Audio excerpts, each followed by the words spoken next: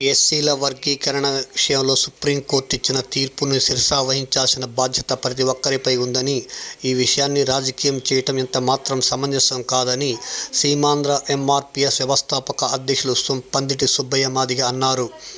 బుధవారం నెల్లూరు నగరంలో అంబేద్కర్ భవన్లో ఆయన పాత్రికేయుల సమావేశంలో మాట్లాడారు. ఈ కార్యక్రమంలో ఆనంద్, వెంకయ్య, సుధాకర్, రమణయ్య, రాజు, వెంకట్, మల్లి తదితరులు పాల్గొన్నారు.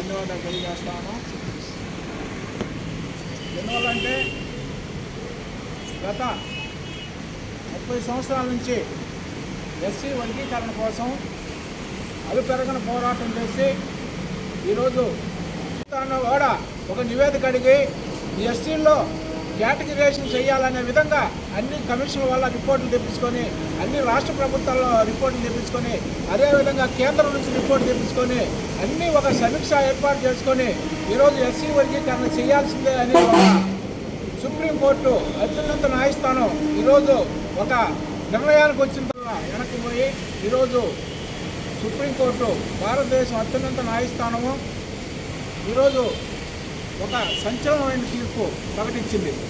ఎందువల్లంటే వాళ్ళు అన్ని కమిషన్లు పరిశీలించి, అదేవిధంగా అన్ని రాష్ట్ర ప్రభుత్వాలు నివేదికలు తెప్పి ఆగస్టు 1వ తేదీ సుప్రీంకోర్టు సంచలనమైన తీర్పు ప్రకటించడం జరిగింది. అందువలన ఈరోజు సుప్రీంకోర్టుకు కూడా మేము ప్రత్యేక ధన్యవాదాలు తెలియజేస్తూ ఉన్నాం. ఎందువల్లంటే భారతదేశంలోని అత్యున్నత న్యాయస్థానం సుప్రీంకోర్టు. ఆ సుప్రీంకోర్టుని ఈరోజు కొందరు తప్పుబట్టి ఎస్సీ వర్గీకరణ న్యాయం కాదు, అన్యాయమైన వాళ్ళని ఇమీడియట్గా అరెస్ట్ చేయాలని మేము డిమాండ్ చేస్తూ ఉన్నాం. ఎందువల్లంటే గత సుప్రీంకోర్టులో ఎస్సీ వర్గీకరణ బిల్లు పెట్టినప్పుడు కొన్ని అనివార్య కారణాల వల్ల సుప్రీంకోర్టు ఎస్సీ వర్గీకరణ బిల్లు కొట్టేయడం కూడా జరిగింది. అప్పట్లో గత 20-25 సంవత్సరాలు కూడా మేము ఎక్కడ కూడా ప్రజాస్వామ్యంగానే ఉద్యమాలు చేసాం తప్ప ఎక్కడ మేము సుప్రీంకోర్టుకు వ్యతిరేకంగా మా పోరాటం ప్రభుత్వాల మీద మేము పోరాటం చేశాం, కానీ అత్యున్నత న్యాయస్థానం మీద మేము ఎక్కడా కూడా తప్పుపట్టిన సందర్భాలు లేవు. అందువలన ఈరోజు ఎంతవరకు సమాజం అని మేము ప్రశ్నిస్తూ ఉన్నాం. ఎందువల్లంటే గత 30 సంవత్సరాల నుంచి మాదిగలు ఈ ఎస్సీ వర్గీకరణ కోసం పోరాటం చేసి చాలామంది అమరవీరులైనారు, చాలా కుటుంబాలు నాశనం అయినాయి, చాలామంది జైలు పాలయ్యారు. ఈరోజు కుటుంబాలు కూడా మాది కుటుంబాలు నాశనం అయిన సందర్భాలు ఎన్నో ఉన్నాయి.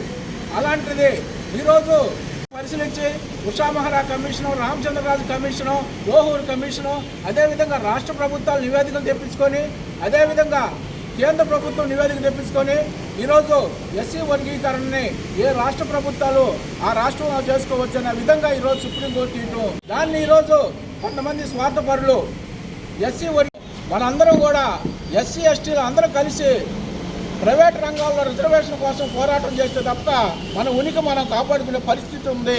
ఇది ఎస్సీ వర్గీకరణ అనేది అయిపోయిన అధ్యాయంగా మేము భావిస్తూ ఉన్నాము. అందువల్ల దీని మీద చేయాల్సిన అవసరం లేదని ఒక్కసారి మా సోదరులను కూడా మేము అందరం కూడా విజ్ఞప్తి చేస్తూ ఉన్నాము. అందువల్ల రాబోయే రోజుల్లో కూడా ఎస్సీ ఎస్టీలు అందరం కలిసి ఐక్యంగా పోరాటం చేసి ప్రైవేట్ రంగాల్లో రిజర్వేషన్ కోసం కూడా దానికోసం అందరం కలిసి పోరాటం చేస్తాం తప్ప ఈరోజు ఎస్సీ వర్గీకరణ కోసం మీరందరూ వల్ల మాదిగల కాడ నోటిగా వచ్చిన అన్నాన్ని లాగటం చాలా దురదృష్టంగా మేము భావిస్తూ ఉన్నాం. అందువలన దీన్ని ఇంతవరకు విరమించుకుంటే మంచిది.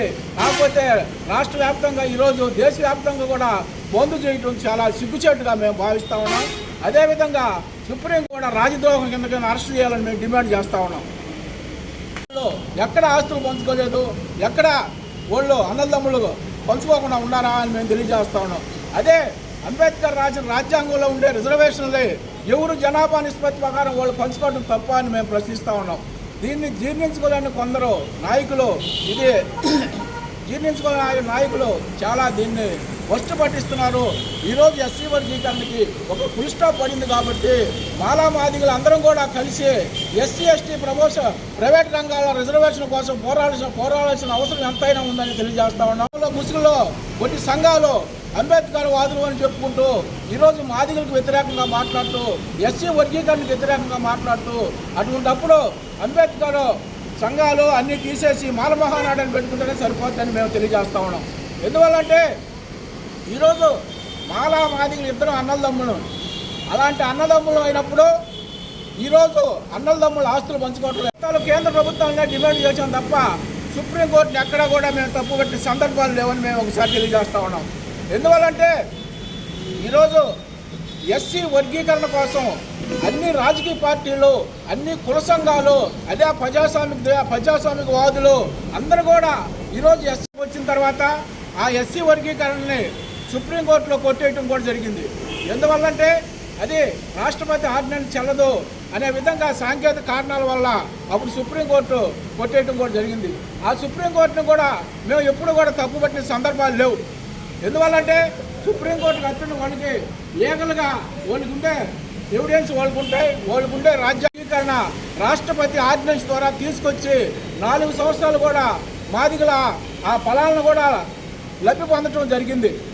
అందులో భాగంగానే ఈరోజు అప్పుడు 4 సంవత్సరాలు రాంగ్ అనే విధంగా సుప్రీంకోర్టునే శాసించే స్థాయిలో ఈరోజు వాళ్ళు ఉన్నారంటే ఈరోజు మాదిగలకి ఏడ న్యాయం జరుగుతుందని మేము ప్రశ్నిస్తూ ఉన్నాం. ఎందువల్లంటే గత వర్గీకరణ చంద్రబాబు నాయుడు ఆంధ్రప్రదేశ్ ఉమ్మడి రాష్ట్రంలో ముఖ్యమంత్రిగా ఉన్నప్పుడు